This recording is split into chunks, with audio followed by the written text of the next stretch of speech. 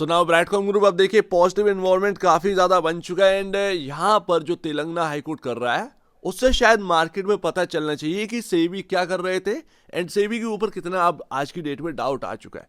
Hi this is Dev and watch it शायरी और आज हम समझेंगे कल शाम जो दो नोटिफिकेशन का हम इंतजार कर रहे थे। पहली बात तो हम सिर्फ और सिर्फ एक ही नोटिफिकेशन का इंतजार कर रहे थे, दूसरा वाला तो आ गया है। यहाँ पर अगर आप देखेंगे तो जनरल अपडेट्स एंड यहाँ पर जो बोर्ड मीटिंग होनी थी उसका भी यहाँ पर अपडेट आ चुका है। पहले जनरल अपडेट पर बात करते हैं, थोड़ा सा यहाँ पर लोगों को कंफ्यूजन हो रहा है कि ये एक्चुअल में है क्या।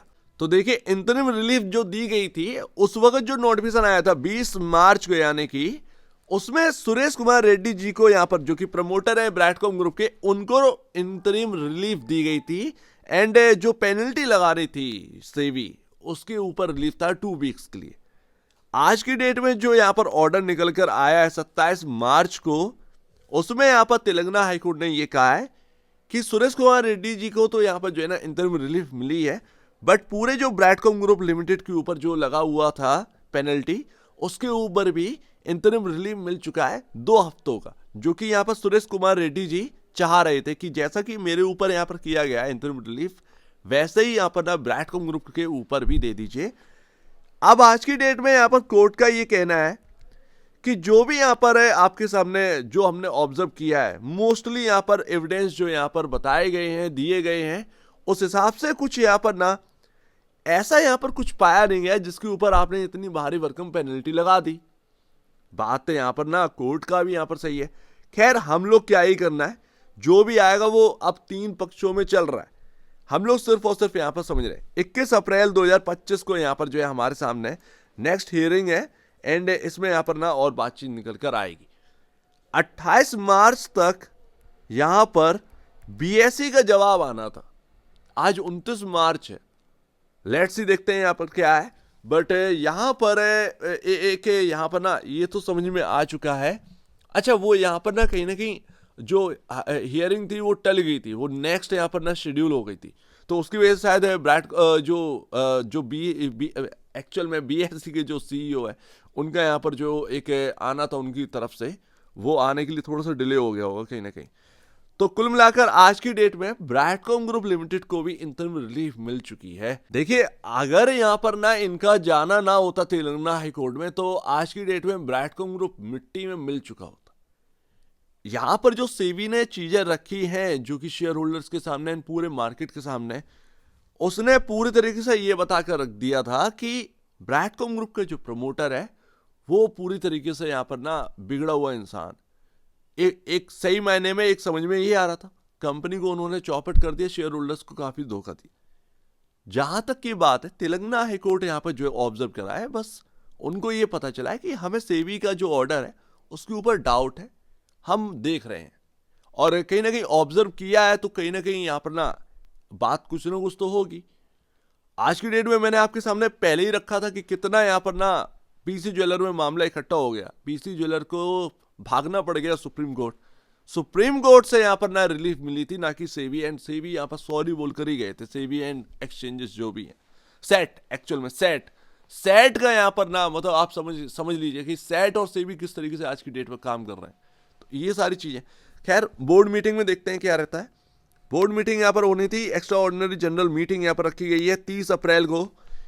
काफी एक ना इंपॉर्टेंट ग्रुप है BG Shah, Bradcom group shareholder association, उनमें 14 शेयर होल्डर हैं जिनका 10% से ज्यादा होल्डिंग है ब्रैडकॉम ग्रुप के अंदर। अगर सबको मिला दिया जाए तो काफी बड़ी होल्डिंग हो जाती। बोर्ड मेंबर बनने के लिए मतलब कुछ डिसीजन लेने के लिए 5% से ऊपर की शेयर होल्डिंग चाहिए होती है कंपनी के अंदर, ये 10 से ऊपर निकल चुकी। अब ये जो 14 लोग मिलकर ना अकेले एक गुट बना दें और जो भी डिसाइड करेंगे वो कंपनी के अंदर एज अ बोर्ड मेंबर की तरह माना जाएगा।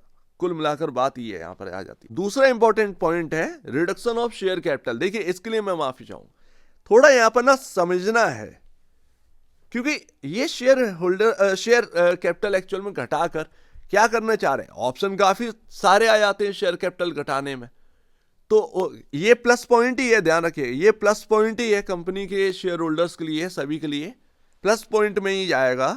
लेकिन देखते हैं जरा, मुझे थोड़ा सा समझने की टाइम दीजिए, 1-2 लोगों से बात कर लूं तब जाकर मैं आपके सामने रखूंगा। ये काफी इंपॉर्टेंट पॉइंट है, रिडक्शन ऑफ शेयर कैपिटल। ये काफी इस पूरे चैप्टर में सबसे इंपॉर्टेंट पॉइंट पर है। Ratification of appointment of mister Shrikant Gehlot as director, ordinary resolution pass हुआ है, बट इसके अंदर यहां पर ध्यान रखिएगा कि जो वोट पड़ेंगे वो वोट में जो बीजी शाह का मैंने आपको बताया ना कि 10% से अबव की 14 शेयर होल्डर्स की होल्डिंग है, उनका काफी इंपॉर्टेंट रोल रखा जाएगा आज से आगे वाले आने वाले टाइम तक। अब देखिए यहां पर जो मैं आपको बता रहा हूं 10% के ऊपर की जो शेयर होल्डिंग है, वहां पर ना उनका ये कहना है, वो चाह रहे हैं कि मिस्टर सुरेश कुमार रेड्डी जी को whole time director and CEO पर दोबारा लाया जाए, ये उनका कहना है। नारायण राजू को भी यहाँ पर ना सीएफओ के पद पर वापस ले आया जाए। एंड जैसा कि जो बीजी शाह का जो एक लेटर गया था कंपनी की ओर, वो यहाँ पर देखिए आपके सामने। अब कैसे यहाँ पर ना मतलब ये बता रहे हैं, अपनी बात को यहाँ पर रख रहे हैं कि हमने शांति से सब कुछ देखा है, कंपनी के अंदर क्या चला है। आज की डेट में हम देख रहे हैं कि एक एंगर है, एक लॉस है, एक हेल्पलेसनेस है, उस हिसाब से यहाँ पर हम बात कर रहे हैं। देखिए 2023 अगस्त से ये कोलैप्स होना स्टार्ट किया था ब्रैडकॉम ग्रुप का, यहाँ पर जो है हमारे सामने देखने को मिलता है। उसके बारे में बहुत सारी बात करी गई है, पूरा मतलब कच्चा चिट्टा है। तो कुल मिलाकर आज की डेट में जो बीजी शाह है उसमें 14 जो शेयर होल्डर्स हैं जिनके पास 10% से ज़्यादा की एबव की शेयर होल्डिंग जो होल्डिंग है, वो आज की डेट में कंपनी के अंदर मैनेजमेंट के साथ साथ डिसीजन लेंगे।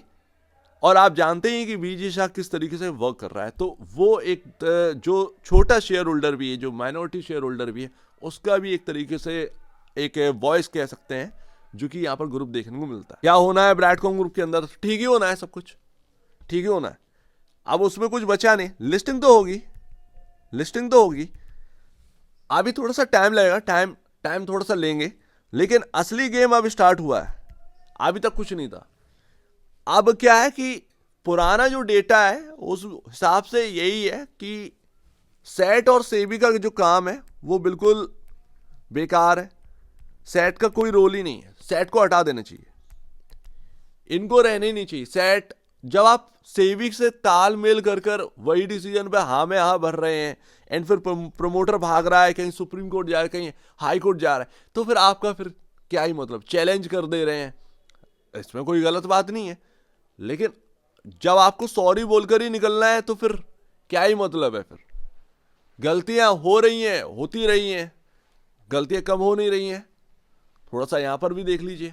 तो यही सारी चीजें हैं कि अभी इनके काम के ऊपर डाउट बहुत सारे आ चुके हैं, सेबी एंड सेट। बात यह है कि इनके अंदर जो लोग काम कर रहे हैं वो पूरी चीजें बिगाड़ करके नाम इनका खराब हो रहा है, भरोसा इनके ऊपर उठ रहा है, सेबी और सेट के नाम से भरोसा उठ रहा है। लेकिन जो अपॉइंट ये लोग कर रहे हैं कि तुम जाओ इन्वेस्टिगेट करो, वो इन्वेस्टिगेटर वो थर्ड क्वालिटी वाला है, वो पता नहीं कहां से पढ़कर आया है, तो वो पूरी तरीके से ये गलत तरीके से यहां पर जो है एक जो इन्वेस्टिगेट है वो कर देते हैं, एंड नाम फिर इन लोग का खराब हो रहा है। तो यही है, अभी तो हाल फिलहाल में यही देखने को मिल रहा है। बाकी सबसे बड़ा बयान जो आना है वो बीएसई के सीईओ का आना है, क्योंकि भाई एनएससी तैयार है, तुमको क्या प्रॉब्लम, क्या चाहिए तुमको, बस इतना ही है, इससे ज्यादा और कुछ नहीं। सारी चीजें बस बीएसई के ऊपर टिकी हुई है। वैसे भी यहाँ पर ना वो दो इन्वेस्टर ने तो उड़ा कर रखी दिया है, इनका बयान आएगा, देखते हैं बीएसई क्या बोलते हैं। उसके बाद एनएससी तो रेडी है ही, कहीं ना कहीं बीएसई को भी रेडी होना ही पड़ेगा। तो यहाँ पर ना जल्द से जल्द इनके ऊपर देखते हैं, यहाँ पर हो जाए तो यहाँ पर कम से कम ये है शायद अप्रैल में लिस्टिंग देखने को मिल जाए, कोई बड़ी बात नहीं है, क्योंकि बीएसई तो रुका हुआ है, एनएससी ने तो अप्रूव दे दिया है पूरा, बीएसई रुके हुए हैं। क्यों रुके हुए हैं भगवान जाने, पता नहीं, नशा मुक्ति केंद्र से अभी लगता जाना पड़ेगा इनको, ऐसे कुछ लग रहा है। सो उम्मीद है काफी कुछ आपको समझ में आया होगा। थोड़ा सा वेट करिए, गेम अभी स्टार्ट हुआ है, गेम असली गेम अभी स्टार्ट हुआ है। पहले तो कोई गेम ही नहीं था, पहले तो वो लिचड़ खाने में सारी चीजें चल रही जो बहुत सारे लोगों के साथ चल चुकी हैं। ये थोड़ा सा अब यहाँ पर गेम असली स्टार्ट हुआ है, वो थर्ड पार्टी की तरफ से। उम्मीद है काफी कुछ आपको समझ में आया होगा। कुछ गलत लगे तो माफ कर दीजिएगा, वैसे कुछ गलत कहा तो है नहीं, तो बस वही है सारी बात। तो आप दीजिए मुझे वीडियो देखने के बाद तो धन्यवाद दोस्तों।